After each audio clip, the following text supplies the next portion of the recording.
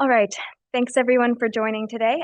This is the webinar for the IEA's most recent edition of the Global EV Outlook report series, which was officially launched yesterday by our executive director. This project is funded in part by the Clean Energy Ministerial's Electric Vehicles Initiative. So I'd like to start by thanking the country delegates that provided data and helped review the report. My name's Elizabeth Connolly, and I'm one of the lead transport analysts at the IEA. And I've been coordinating the Global EV Outlook project over the past 3 years. I'm joined here today by the team that supported the analysis for this year's Global EV Outlook, and they're going to help unpack some of the key findings from this year's report. In terms of format, we're going to structure this webinar around some of the kind of key questions that we are trying to answer in this year's edition of the Global EV Outlook. We will save time at the end for audience Q&A, but if you have questions that come up, we encourage you to type those in the Q&A or chat already at the beginning so we have plenty of time to prepare responses, find any data that we need to find to answer your question. Yeah, we'll have time at the end after all the presentation to go through those. All right, so without further ado, I think we'll go ahead and get started. We'll start by reviewing some of the key trends for 2024 before diving into our expectations for 2025 and the outlook for 2030 based on today's policy settings. So I know you might have seen some mixed news about the growth of EVs, electric car sales in particular, across different countries and regions. So I'd like to ask my colleague Hilda to take us through some of the findings in terms of, which countries are really leading the charge in terms of electric car sales, and where over the past year have we seen electric cars facing challenges? Thanks, Elizabeth. Turn this on. Yeah, thank you, Elizabeth. Yeah, so it's true that in the last year we have heard quite a lot of mixed messages on the deployment of EVs and the progress. But every year we start off this presentation saying that actually there's been another record-breaking year in 2024 as well. And when we look at the global car sales in 2024, we see that we reached over 17 million electric car sales globally, which is 3.5 million extra compared to 2023. And to put this in perspective, this 3.5 million is about equal the amount of car sales totally in 2020. So definitely another record-breaking year. If we look at the sales share, we also see that it's been increasing again compared to 2023. Now we reach about 22% of car sales that are electric compared to 18% last year. China, Europe, and United States, they remain the main markets. But China remains the biggest market of all, being 2 times larger than the other 2 main markets of Europe and the US. Also China, starting with China, they reached an important milestone in the second half of 2024. By then, half of the monthly sales were electric, which led them to 11 million car sales in total in 2024. This was in part supported by their trade scheme, which offers support to consumers that replace an older vehicle with a new, more efficient one. But it also reflects the affordability of electric cars there. In 2024, almost 2 out of 3 battery electric vehicles sold in China were cheaper than a conventional one, which definitely progresses this uptake of EVs there. In Europe, sales stagnated, mainly due to policy support waning, but in the major markets such as Germany and France. But we did see that Europe is a very mixed bag of different countries, different policies, and 16 out of 27 EU countries saw their sales share increase compared to 2023. In the US, EV growth was tempered, but the sales share nonetheless increased to 10%, but it's being slightly higher than in 2023. Then these were the 3 major markets. If we look at the rest of the world, we see that, this market, even though there's a lot of other countries, is slowly catching up with the major markets as they grew by 30% year on year. And they are now about the same size as the United States. Thanks, Hilda. I wonder, could you maybe dive a bit more into this gray rest of world bar for us? Yeah, no problem. This is a very interesting trend. This rest of the world, they reached over 1 million car sales in 2024. But normally about 80% to 60% is coming from markets such as Japan, Korea, Australia, New Zealand, and Canada. But in 2024, we saw that actually most of the extra sales in the rest of the world came from emerging markets such in Asia, Latin America, Africa, and the Caspian. And yeah, so this is a very interesting trend. And especially Asian countries, they increased by 45% in 2024 to reach almost 400,000 electric car sales, which is about equal what how many electric car sales were sold in the UK in 2023. Also, Latin America, we saw a lot of lots of countries doubling their car sales there, and Brazil being the main driver behind all of this. If we compare this, the sales share of all these emerging markets, they're about 5% in 2024. And if we compare this to the main markets again, like China, Europe, and the United States, we see it's still quite low, about half of the United States. But we know that EV sales shares mainly follow an adoption curve. So it's an S curve, starting small at the beginning, but then gearing up towards like as time progresses. But if we zoom in some of the emerging countries we saw in Asia and in Latin America, we see that even some countries such as Vietnam, Thailand, that they're even overtaking the main ones. So Vietnam reaching 70% sales share and Thailand 10%. 10%. So yeah, definitely they're catching up to some of our major markets. Thanks, Hilda. It's really impressive to see the EVs taking off in these new markets. And I guess there's kind of really two sides to this story. So there's who's buying electric cars and there's who's making electric cars. So I guess this gets at another kind of key question that our report is trying to answer. So now I'd like to turn it over to my colleague Jules to explain, where these EVs are being produced and what role international trade plays in supplying these expanding markets with electric cars.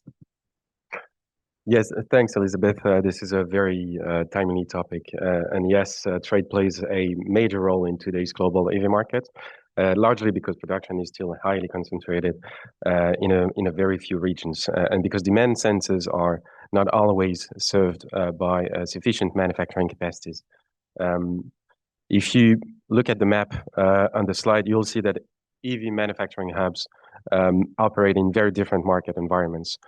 With regions like the European Union, China, and the rest of Asia Pacific countries that are producing more than their domestic demand. And conversely, other regions like the US, other European countries outside EU, and other EV emerging markets that are more heavily reliant on imports. Take China, for instance, the world's largest EV producer. Of course, in 2024, China had a production surplus of 1.2 million EVs, so just about 10% of the country's EV production. But that was enough to help the country become the world's largest EV exporter, accounting for roughly 40% of global EV exports. But as you may have seen in the news, trade restrictions are tightening. In late 2024, for example, the EU imposed some countervailing duties on Chinese EV imports, which may be seen as a big move, considering that the EU is representing about 1/3 of Chinese EV exports in value terms. But that share, however, has been decreasing over time, has been shrinking as emerging EV markets have started to grasp a higher share of Chinese EV exports. In fact, this share grew more than threefold between 2023 and 2024. And some of these new emerging EV markets reacted with their own trade measures and restrictions. For instance, Mexico and Brazil, they have reinstated tariffs, aiming to push manufacturers to build locally. And others, like Indonesia or India, for instance, are offering tariff exemptions, but only to EV makers committing to build locally. Now, back at the European Union itself, the Union, despite importing 400,000 EVs From China in 2024, the EU was still a net EV exporter, and Chinese EVs made up less than 20% of EU EV sales, a share that was unchanged from 2023, perhaps suggesting that tariffs and consumer preferences are limiting the impact of those affordable Chinese EVs. On the other side of the Atlantic, the US is becoming more reliant on EV imports, as 40% of the EVs sold in 2024 in the country were imported. We're seeing trade flows that are starting to resemble that of conventional cars, with Mexico, for instance, which is increasing its exports to the US. Last year in 2024, Mexico more than doubled its EV output, with most of it that was meant for the US markets. As a result, in 2024, Mexico became the top EV supplier to the US markets, but it was closely followed, by Korea and Japan. Thanks, Jules. It's really interesting to see how, China's expanding into more of these emerging markets rather than, let's say, growing in Europe or starting to make inroads in the US. But I guess, it makes sense that Chinese producers are looking to markets that perhaps may have better trade conditions for their exports. But maybe you could tell us a little bit more about what's driving the growth in Chinese exports to these emerging markets. Well, yes, and that's a great topic, and I actually have a slide that captures quite well this trend. And in many emerging markets that have seen a sharp rise in EV imports, actually from China, we've also observed a noticeable reduction in price premium carried by EVs compared to their conventional alternatives. Take Thailand, for instance. In 2023, Chinese EV imports already made up more than half of the country's EV sales, and the average purchase price for a BEV dropped under 5%, virtually price parity between BEVs and conventional cars. Looking ahead in 2024, well, this pattern has become even clearer in other emerging EV markets. In Indonesia and Mexico, for instance, the average premium for buying a BEV was more than 100% the year before, and in 2024, this premium basically halved. In Brazil, this premium dropped below 20%, pushing EVs much closer to price competitiveness with conventional cars. Wow. This is I think, a really great slide for showing how that there is that link between the increasing Chinese imports and this decreasing price gap. Can you maybe also dig a bit deeper into, what the price gap or price premium, how we're referring to it, looks like in some of the major EV markets? Are we seeing similar progress there? Yeah, well, as you may expect, Chinese EVs are not just price competitive in emerging EV markets. They're especially affordable in their home markets. In fact, China is one of the rare places where where BEV adoption is almost running entirely on economics, thanks to years of targeted policies. If you look at the current slide, you'll see that the share of BEV models marketed below the median price paid for a car, regardless of its powertrain, in China is almost on par with that of traditional ICE models. In the center charts, you'll notice that BEVs stayed around 10% cheaper than the average ICE car, and that since 2019. And that's before factoring in China's purchase tax exemption for electric cars and without the direct purchase subsidies that ended in 2023. Additionally, this negative price gap has held steady even as batteries grew larger and cars themselves became heavier and more complex, factors that would normally, in other circumstances, push up prices. So naturally, this level of EV price competitiveness was the main driver in the staggering Chinese electric car uptake. If you look at the right-hand chart, by 2024, you'll notice that EVs grabbed nearly 50% of the car market in China, and that's all without purchase subsidies that ended two years ago. As a result, we estimate in 2024 that about 2/3 of battery electric cars sold in China were priced below their gas-fueled equivalents. But now, well, the story isn't quite so upbeat everywhere. If we zoom in on Germany, which is a great example of a market where EVs haven't yet caught up with ICE cars in terms of price, and where strong policy support is still crucial, well, affordable BEV models are still very few and far behind in Germany, for instance. And with the government pulling the plug on subsidies in 2023, the market experienced a quite impressive downturn. While most countries made progress in EV pricing, Germany saw a spike in 2024, sorry. BEVs costed on average 25% more than ICEs. Overall, the picture is that with fewer low-cost models, reduced government support, and a tax setup that is favoring IC company cars over their electric equivalents, we saw the EV growth stagnates over the past 2 years. And sales actually fell below a 25% market share in 2024. Proof that pulling the EV support too soon can stall the progress quite fast. Thanks, Jules. And I can imagine that battery prices have something to do with improving the affordability of electric cars. And I know we've seen headlines about battery prices falling below this kind of $100 per kilowatt hour threshold, which is actually something that my colleague Teo wrote about earlier this year in a commentary. So Teo, can I ask you to tell us more about the trends we're seeing in battery prices and the implications that might have for reducing prices of Chinese and other EVs? Thank you, Elizabeth. And indeed, 2024 was an historical year for the battery market. The global average price declined 20% in 2024, and this is the largest single drop since 2017. Maybe even more importantly, as Elizabeth underlined, the global average price for battery pack for battery electric cars reached below $100 per kilowatt hour. Why this is important?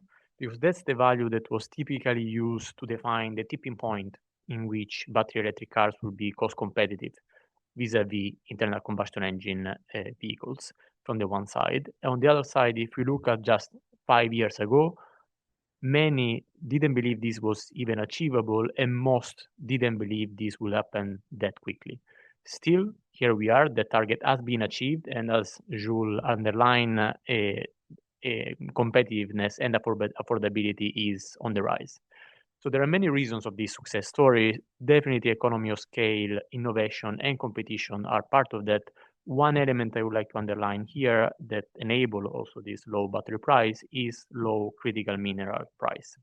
In the slide, you can see the lithium price that declined 20% during 2024. And you can also see that lithium prices at the beginning of 2025 was about 80% cheaper compared to the beginning of 2022. That is around the time in which critical mineral price spiked. And it's not just a story about lithium. If you look at other critical minerals like nickel and graphite, you can see also their price decline, in this case about 30% in the past 3 years. But coming back to the battery price decline, they didn't decline equally around the world. If we look at the regional distribution, we can see that the fastest drop happened in China, nearly 30% year on year, while in Europe and North America, the decline was significant, but much lower, between 10 and 15%. That basically means that 2024 was a year in which the competitiveness gap between China and the rest of the world, in this case, Europe and North America in particular, widened. So which are the reasons of that? Again, there are many elements behind the success story of the battery industry in China. Faster innovation, manufacturing efficiency, vertical integration, and vertical supply chains are all important factors. Here, I would like to highlight one element that is battery chemistries. So the EV battery market today is broadly divided into two families of chemistries. On the one side, the one that together with lithium use nickel, cobalt, and a fourth element, can be either manganese, and then we speak about NMC, or aluminum, and then NCA with NMC that is the most important one. or lithium iron phosphates, or LFP. If you look at the global picture, these two families are, in 2024, for the EV battery market, it was about half and half. But as you can see from this slide, when you look at the regional distribution, there is a significant spread. In particular, LFP use has been driven by China. This chemistry accounted for 75% of the EV battery market in China, and this is in stark contrast with the European Union, where the share was just above 10%, and the United States, that is even below that. Why this matters? There are a couple of reasons. The first element is that LFP not only use less critical minerals, indeed use only lithium, but also is cheaper on a US dollar per kilowatt hour basis, and that's almost 30% cheaper, while enabling sufficient performance for EV applications, also thanks to innovation in the past years.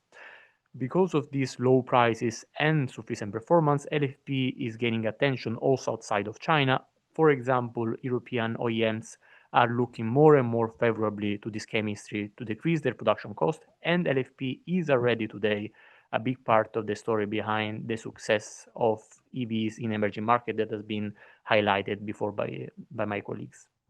In particular, if you look at Southeast Asia, India, and Brazil, more than 50% of the market in 2024 was already based on LFP, and this is thanks to Chinese imports, but also because local manufacturers are using these chemistries.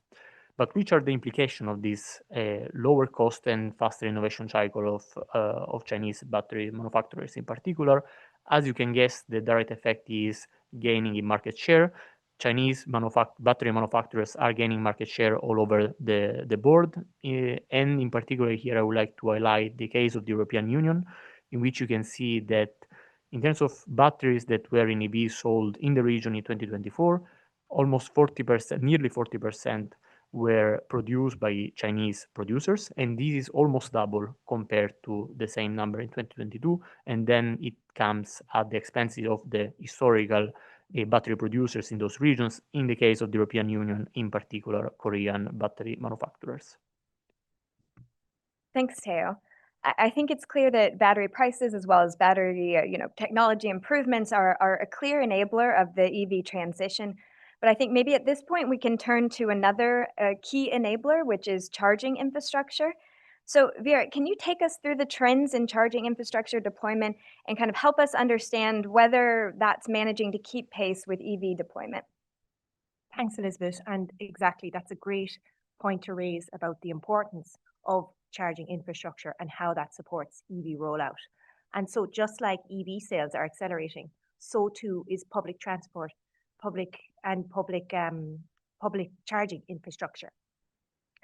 And this provides opportunities for EV owners who do not have access to home charging, even though this is the most popular way for EV owners to charge, to have access while they're on the go.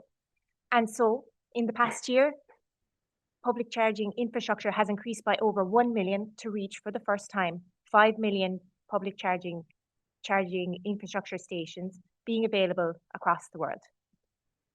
And as well, another aspect to look at when we're thinking about public charging infrastructure is the number of EVs that are available per public charger, because this is a way of keeping track of how many public chargers are available for EVs and seeing whether or not the number of EVs or the number of public chargers is keeping a pace with EV rollout. So for example, in Norway, which is leading in terms of EV sales, the number of public chargers available is decreasing compared to the EV rollout. However, on average across the world, the number is maintaining as the rollout globally of public charging infrastructure is keeping a pace. And so the variation in ratios of EVs per public charger can reflect differences in market maturity. But it's always good to keep in mind, particularly even though the number of EVs is increasing per public charger. For example, in the European Union, just this past year, the number of public chargers available in the European Union did increase by about 40%. And so another way of looking at public charging rollout is also examining how fast or slow the chargers are available across the world and across different regions. And one observation that we are coming across is that the speed of the public chargers available is becoming faster. And so what we see here is that relative to the pace of the increase of slow chargers, fast chargers and ultra-fast chargers are increasing in popularity and increasing at a more rapid pace relative to slow chargers. For example, this past year, the number of ultra-fast chargers available doubled compared to 2023.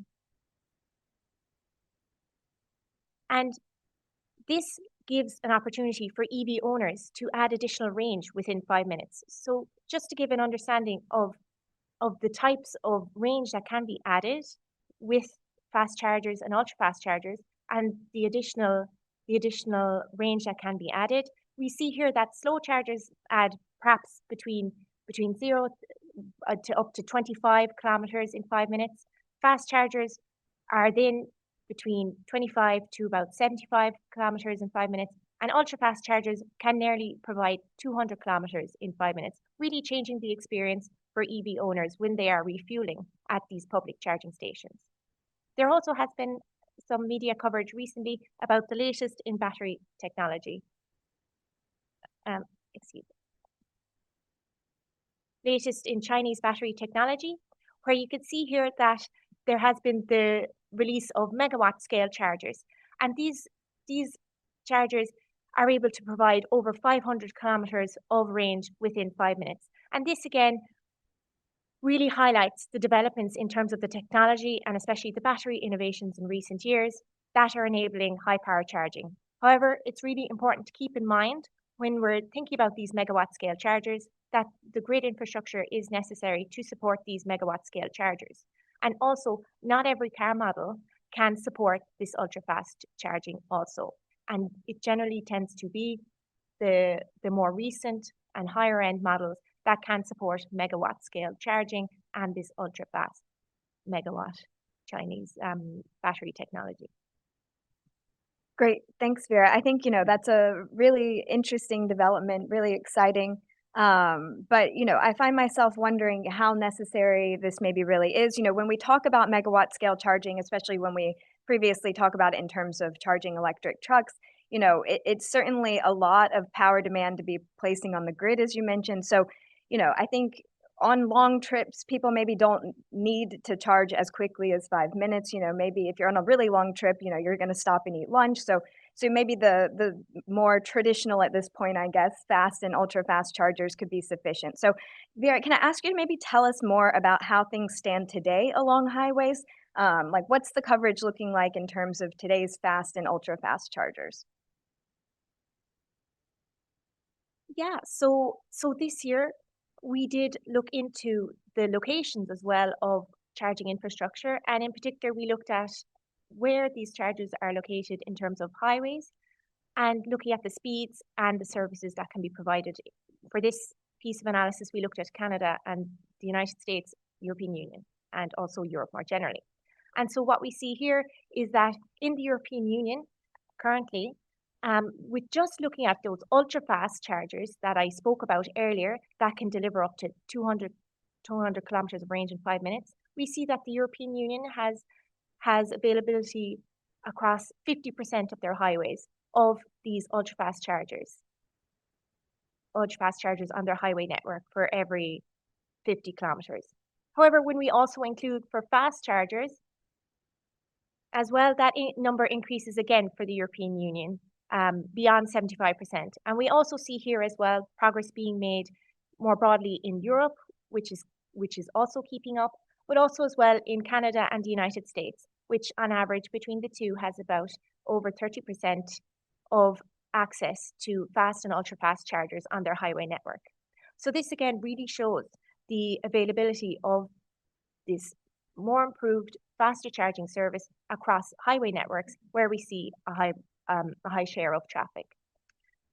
However, it's also important to keep in mind that when we compare the availability of ultra-fast and fast charging stations compared to petrol stations, it's not quite there yet in terms of widespread availability. And this again underlines that in terms of comparability with access to conventional fossil fuel infrastructure, fast and ultra-fast chargers still have a way to go. Great, thanks, Vera. I think that paints a pretty positive picture overall, I would say, with how charging infrastructure deployment is going, even though, of course, we'll need that growth to continue. But I think now that we've covered some of these enabling conditions for EVs, maybe it's time to turn to the outlook for electric cars. So I'd like to invite my colleague Apostolos to give us some details about our 2025 forecast, as well as what we expect in 2030 under stated policies. Many thanks, Elizabeth. So let's have a look about what we see is happening in terms of historical data, right? So we heard already from the previous speakers that there are mixed news about where electric car sales are sit around, but as Hilde already mentioned, 2024 was another record year about electric car sales. What do we expect to happen in 2025?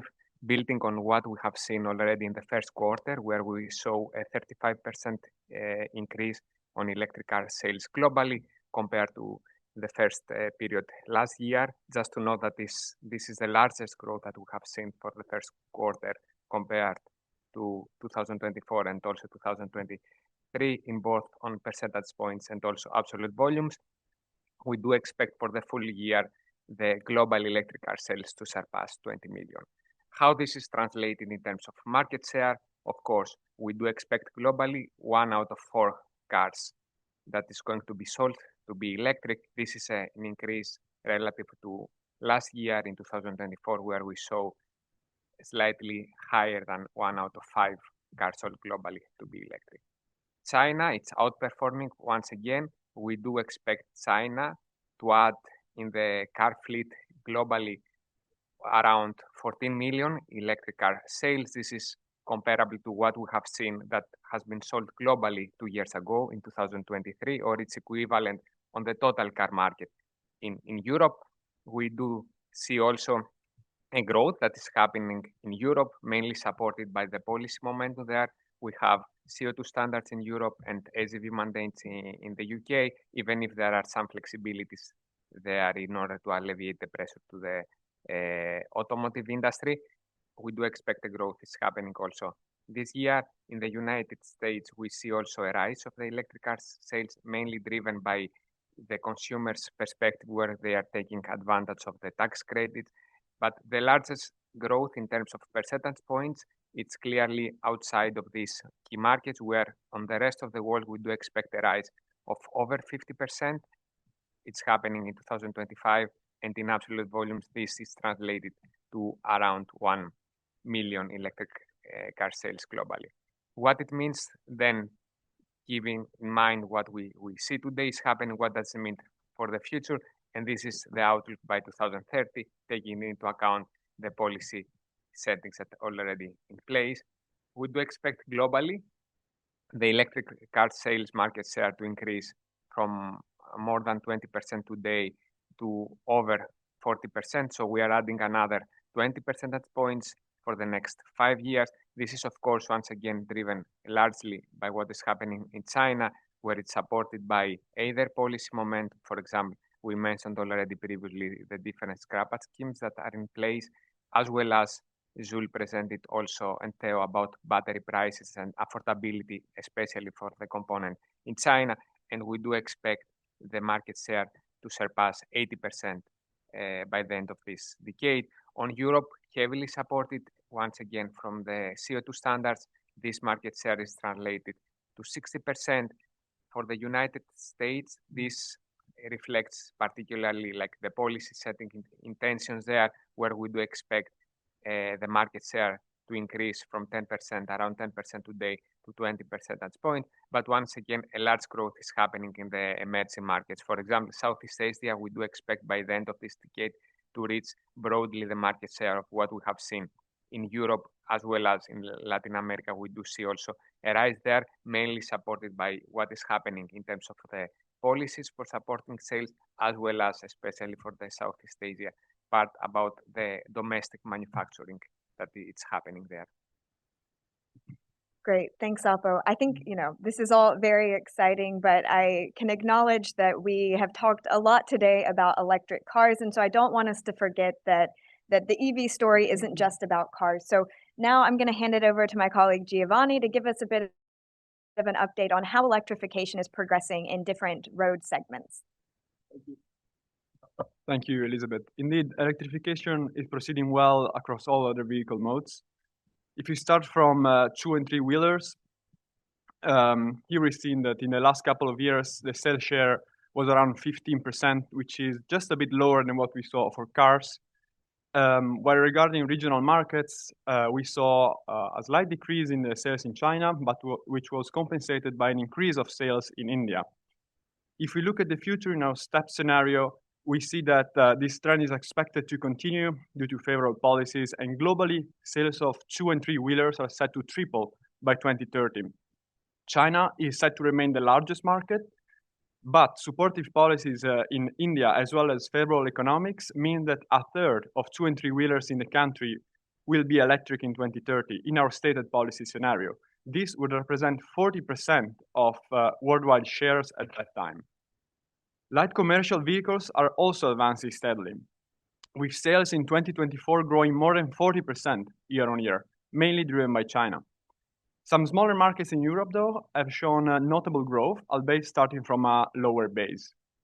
If we look at our projection for 2030 in the step scenario, we see that Europe is set to become the main market for light commercial vehicles in 2030, with a share of 60% of worldwide market.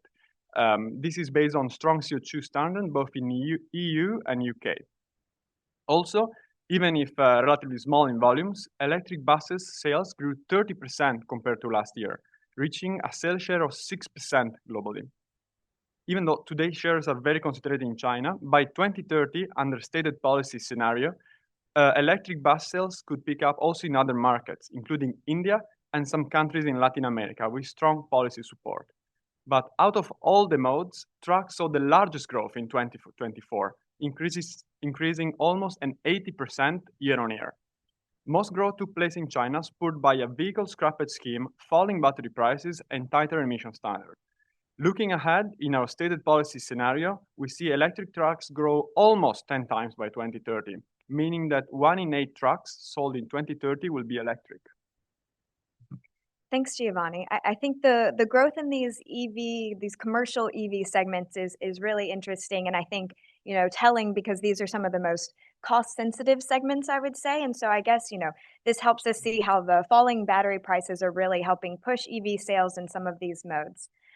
And I think looking at this kind of tremendous growth we saw in electric truck sales last year, kind of inspired us to look a bit deeper into what's also helping drive this growth. And so I'm going to pass it over to my colleague Shane, who did a total cost of ownership analysis, really looking at how the cost of electric trucks is competing with conventional trucks. Shane? Thanks, Elizabeth. Okay, so as Elizabeth mentioned, we wanted to look at total cost of ownership, and we narrowed in on the heavy-duty trucks operating around 500 kilometers a day, traditionally seen as one of these difficult to decarbonize parts of transport. And we looked at the near-term cost competitiveness in the United States, the European Union, and China. One thing we did in our analysis was to break down the upfront cost of a truck. And here what we see is the production cost of a diesel truck versus the share of the production cost of a battery electric and a fuel cell electric truck that is made up of components that are common to all three powertrains. So things like the chassis, the cab, and the braking systems. This means that the difference in the price is due to the cost of the battery and the fuel cell system, and the different indirect costs associated with developing and then selling a new truck. And though the high upfront cost prices represent a barrier to adoption, the truck price makes up just a share of the total cost of ownership, as shown here. So for the battery electric truck with a range of around 500 kilometers, or a fuel cell truck with a range of over 600 kilometers, again, as shown here, the truck makes up about 20 to 25% of the TCO. Other contributors to the TCO can vary quite significantly by region, but they include the fuel or the energy, as shown just above the contribution of the truck cost, the contribution of the infrastructure costs, the driver costs, and other costs such as maintenance and insurance. These make up the rest of the total. So we don't consider any subsidies in this analysis. The trade-off between the higher upfront costs and the lower running costs mean that in China in 2024, for the duty cycle examined, it's possible to pay 3 times more for a battery electric truck and still have a lower cost of total cost of ownership than a diesel, which also goes some way to explaining the massive growth in electric truck sales in China that Giovanni spoke about earlier. What we see then in 2030 is that declining battery costs and indirect costs could reduce battery electric truck prices by 15 to 35%, and fuel cell truck prices could fall by about 20 to 25%, greatly reducing that upfront cost premium. Combined with greater infrastructure utilization, this could mean that relative to diesel, battery electric trucks become cost competitive in the United States and potentially lower cost in the European Union, with the relative prices of electricity and diesel key to that result. It's for this reason that we're optimistic about sales in these regions, as well as expecting continued strong growth of sales in China. It's important to look beyond the average though, and TCO can often be better represented as a range. As shown here, if we include the effect of payload penalty on the TCO. So in the European Union, proposals would effectively eliminate this penalty, but as of now, there are no such proposals in the United States or in China, and so this is considerable, especially for hauliers moving the heaviest commodities. I mentioned previously that the greater utilization of infrastructure increases cost competitiveness, and something that emerged from this analysis is how large that effect is. What's shown on the screen here is that investment in hydrogen refueling must be accompanied by a large investment in vehicles too, so that costs can be distributed among more trucks. This is much less pronounced with battery electric trucks, where a large share of charging can be done at depot, and the costs of en route fast charging can be shared among fewer trucks while remaining cost competitive. What is also shown in this kind of sensitivity analysis, and which is explored more in the main report, is that different combinations of costs, fuel prices, and duty cycles give rise to significant opportunities for battery electric trucks to offer lower total cost of ownership than diesel trucks. Great. Thanks, Shane. Really exciting stuff there. I think, especially with this growing electrification, as you were describing for some of these truck segments that travel long distances, I think that can start to have, some implications also, of course, combined with cars, which are a much bigger segment, but have implications in terms of, energy demand. So increasing electricity consumption, though, of course, at the same time, decreasing oil demand. So Eugen, can I ask you to walk us through some of the implications, energy implications of growing EV adoption? Thank you, Elizabeth. As of course, EV expansion has a number of stories to tell. As EV continues to reduce oil demand by 2024, oil displacement grew by 30%, which is over 1.3 million barrels per day. To give you some perspective, it's equivalent to Japan's entire oil demand for transportation in 2024. By 2030, EVs are projected to replace more than 5 million barrels. In China alone, will account for half of the displaced oil. Today, it's mostly LDV that are doing the heavy lifting, making up about 80% of today's oil displacement. However, by 2030, electric trucks and buses pick up some speed, together displacing nearly 1 million barrels per day. As EV push out fossil fuel use, governments are facing the reduction in revenue from fossil fuel taxes. If it continues, net tax shortfall would reach more than $65 billion by 2030, and Europe would account for more than half of that. Of course, EVs do contribute to the tax revenue through electricity taxes. If you look at the graph on the right, you'll see the electricity consumption from the road, which is rising fast. Take China, for example. Their electricity use in road is expected to grow nearly fourfold by 2030, which leads to a surge in electricity tax that's close enough to offset the loss from fossil fuel tax. U.S., both the fossil fuel tax and electricity taxes is projected to grow due to slow electrification and growth in the overall vehicle fleet. Europe sees the largest drop in the fossil fuel tax revenue. However, they have almost $3 billion revenue from electricity tax. However, it remains insufficient to compensate the loss. The rest of the world is set to experience combined increase in both fossil fuel and electricity tax revenue of $6.5 billion by 2030, driven by expected growth in both ICE and EVs. Tax reforms to address this issue has been targeting three main areas: energy use, vehicle stock, and road use. For instance, Norway, which is a world leader on electrification, introduced a vehicle weight tax and VAT, which together is estimated to earn around $300 million in 2024. As the shift towards EV continues, this has become essential for governments to introduce tax measures that gradually address this revenue gap while also continuing to incentivize transition to low emissions transport system. Back to you, Elizabeth. Great, thanks, Eugen. I think it's really important for us at the IEA to try to link our findings to policy implications and recommendations. And I think, of course, from a policy perspective, there are many positive elements of the EV transition. In particular, of course, in terms of energy security, also for climate change and air quality. We already highlighted for energy security just a second ago that the growth of EVs across all forms of road transport means that by 2030, we expect to avoid the use of more than 5 million barrels of oil per day globally in 2030, half of which is the result of EV adoption in China, which is the largest oil importing country in the world. In terms of climate change, road electrification is on course to avoid 800 million tons of CO2 emissions in 2030.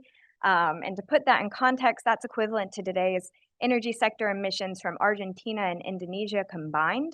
And of course, this comes all on top of local air quality benefits that EVs provide. The EV transition, of course, also comes with some areas of risk. So we discussed briefly today how the supply chains for electric cars and batteries are highly geographically concentrated. China became the largest car exporter in the world last year, and this is, driven in part by its surging EV industry and its role in battery manufacturing. Whether or not long-established auto industry players will be able to kind of navigate the new competitive landscape and rapidly changing landscape will be critical in kind of understanding what the future of the car industry is.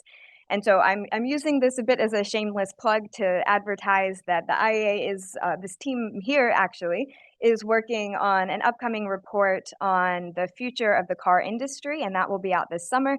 So please stay tuned for that. But for now, we can get back to EVs. I've seen a lot of questions coming in through the chat, so really appreciate you front-loading some of those. I think we don't maybe need to pause and we can just kind of jump into some of these questions now. One of the first questions I want to address, because I should have done that at the onset, is our definition of EV. So within kind of this EVI, this electric vehicles initiative that really started a lot of the work at the IEA on this global EV outlook for sure, but also on EVs in general, we have this common definition of battery electric and plug-in hybrid electric constituting our definition of EVs. So this doesn't include hybrid electric, but we also got a question, I think, about extended range electric vehicles, which is sort of, well, it existed in the past, but it's kind of resurging recently, and we didn't talk about it much today, but it's certainly covered in the report. But so maybe I'll hand it over to Jules to talk a bit more about how we've accounted for EREVs. Yeah, thanks, Elizabeth. This is a great topic. Range extenders are a part of our PHEV definition because they are basically a subset of this electrified powertrain technology. And that's a very timely topic because we've seen EREVs increasingly gaining ground in recent years, particularly in China, and I should say exclusively in China. Their peculiarity is that they grab market share, in particular in the heavier and larger and more complex vehicle segments. In fact, our data shows that they grabbed roughly 25% of total electric SUV sales in 2024 in China, So that represented about 10% of the total Chinese car market. Great. Thank you, Jules. Another question we got is about kind of the time span that we're looking at for the outlook. So those of you who followed the Global EV Outlook Report series will remember that last year, for the first time, we covered out to 2035. But this year, we've kind of scaled back to keep it just focused on 2030. So I'll hand it over to my colleague Apostolos to help kind of explain the reasoning behind that. Many thanks, Elizabeth. It's a tricky one. So we are discussing also we already discussed the different uncertainties, ranging from, for example, from the economic outlook, what is happening on industrial and trade policies, as well as the oil prices. So as we have mentioned also in the previous IEA publications, for example, we're planning later this year to have a more holistic view about the impact of these key uncertainties in the longer term. For assessing this impact, we are going to use our in-house model, which is the global energy climate model, in order to have a better understanding about how all these uncertainties are going to interplay with each other. Of course, in the report, it's already covered some uncertainties in terms of the impact, especially of the short term, but we want like also just to have a deeper look about what it will be the potential impact, because as everyone is aware of, on aggregate, this, like for example, economic outlook of trade policy, it's not going to affect only EV market, but it's going to affect also total car market in general. Thanks, Alpo. We also have a question. I think it's a very good, point made about how, especially in some of the emerging economies, there's a high share of used vehicles being sold. So the question was around whether, when we talk about these EV sales shares, are we talking about all car sales, or are we talking about new car sales? So I'll let Hilda cover that one. Thank you. So when we talk about the used imports, we talk a lot about the emerging economy, so it might be a bit easy to conflict those two.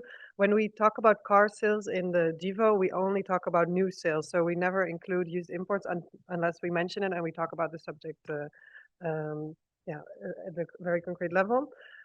We do not this GIVO, but the GIVO before, we talked about the trade of used EVs. We did find some numbers on it, but they're quite hard to track, and we don't see such high quantities as of yet. Great, thanks, Hilda. I think we had a number of questions about charging infrastructure. So one of them is around what is even the definition of fast and ultra fast charging, which is a very fair point. So we'll talk about that. I think I'll try to group that with some of the other points. I know one of them was asking whether these fast and ultra fast chargers are really, more suitable for lighter EVs. I guess in contrast to kind of the electric trucks that we were talking about. And then I think someone else made a point about, charging coverage. So when we talk about the number of charging points available, this is what we kind of consider coverage. That's not the only metric. Of course, capacity matters. We already discussed how quickly high-powered chargers can refuel electric cars. So that means you can kind of, repower more electric cars with higher power chargers than you can lower power chargers. So certainly want to acknowledge that capacity definitely matters in terms of how we assess the adequacy of public charging networks. But so now to kind of cover more of these charging questions, I'll hand it back over to Vera. Thanks, Elizabeth. And so to cover the question regarding the speed categorizations and of the chargers, slow chargers are assumed to charge at about 50 kilowatt hours maximum. And then for fast, it's between 50 and about 150 kilowatts. And then for ultra fast, it's 150 to 350 kilowatts. So we have 50 kilowatts for slow, 50 to 150 for fast, and then ultra fast is between 150 to about 350 kilowatts. And so then the megawatt scale that we mentioned earlier as well, it goes into that megawatt category, which is over 1,000 kilowatts as well. So that is broadly the classifications. And also as well, there was a point made about whether there's a distinction between AC and DC. We distinguish on the basis of the rated kilowatts. So So within those categories. And also then there was a note made about within the questions about the metric of using EVs per charger versus as well looking at the kilowatts, or EVs per charger versus the kilowatts per EV. And so just to note, and you also mentioned this as well, Elizabeth, that we do look into this within the Global EV Outlook report as well, where we do take into consideration the speeds of each of the chargers, and then examine what are the kilowatts on average across a number of regions. And so that also is covered. Great, thanks, Vera. I think we also got a question asking about hydrogen or fuel cell electric vehicles. So I think you'll notice when I talked about the definition of EV earlier, I left out fuel cell electric vehicle. That's not part of our definition of EV, but I do want to mention, in the Global EV Outlook report, each year we have a box dedicated to fuel cell electric vehicles. This year, it's even a bit extended, going into how hydrogen vehicles have been growing over the past years, looking also at hydrogen refueling infrastructure. And then, of course, the TCO that Shane presented also touched on aspects related to fuel cell trucks as well. So I'll also just mention, we have an upcoming report. This is another annual series that our team publishes that's called the Global Hydrogen Review. And within that report, there's a section looking at, demand for hydrogen and transport demand in particular. So I'll say you can be on the lookout for that report. I think that's coming out around August or September, if I'm not mistaken. So there is some pieces about hydrogen vehicles in the Global EV Outlook, but most of that will be covered in our Global Hydrogen Review report. All right, so I think we're running out of time, but maybe there was one last question about EREVs, again, looking at the outlook for that. This is, I think, the first year that we've started to really take note of how quickly, well, in the last Global EV Outlook, we talked about EREVs as well, but this year we definitely spent more time kind of analyzing the trends, especially in China, and understanding the implication that has for our projections. So as we mentioned before, right now, when we look at our online data explorer, EREVs are kind of put under PHEVs. So you can see our PHEV projections, and EREVs kind of stick within that. But we don't, I think, in our report specifically mention our projections for EREVs exactly. But it's certainly a trend we're watching, and we've been trying to understand, what kind of implications that could have for fuel economy of PHEVs, as well as battery demand. So with that, I think we're at time. So I'll thank you all for joining us today. And I know there was also a question about the slides. So at some point in the next few days, we'll post both the slides and a recording of this webinar, so you can be able to look back to it. Thank you again for joining.